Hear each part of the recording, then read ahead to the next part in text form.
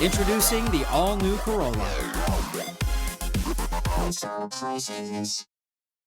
I believe that we are in crisis. I think that's why we're in the lawsuit to begin with. Dr. Leitheiser is a clinical psychologist. She spoke with us last February, shortly after resigning from DOC to go into private practice. In a letter to DOC Director Jose San Agustin on August 28th last year, when she was still employed at the prison, Dr. Leitheiser described an August 27th face-to-face confrontation with Warden Crisostimo, during which she says that Crisostimo verbally attacked her, calling her disrespectful to the power of the warden when she questioned him about his request for Nurse Miller to come to his office immediately. Dr. Leitheiser goes on to write that Warden Crisostimo further disgraced and berated her by saying, "How dare you question my ability to call any staff anytime for any issue? I have the authority. You are not the warden. You are staff. Lanya Doc, how dare you disrespect the warden?"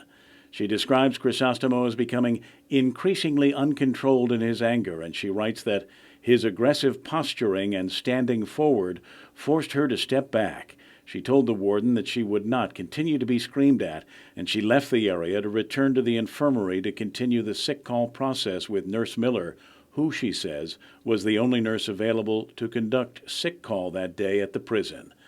Dr. Leitheiser says Crisostimo later told her that he had summoned Miller to his office to check on the status of a prisoner's eye care appointment.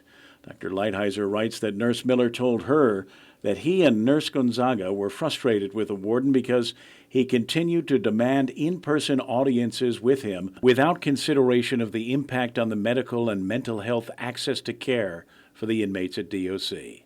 She also says Nurse Miller told her that on a previous occasion when he was summoned, all the warden wanted was Vicks for himself, and for that he had to completely stop sick call. Leitheiser asked DOC Director San Agustin to immediately intervene, writing that without such intervention, we will be unable to implement a system to meet the constitutional requirements of access to care for this agency. And Leitheiser concludes her letter by bringing up a previous phone call indicating San Agustin's initial response to the incident.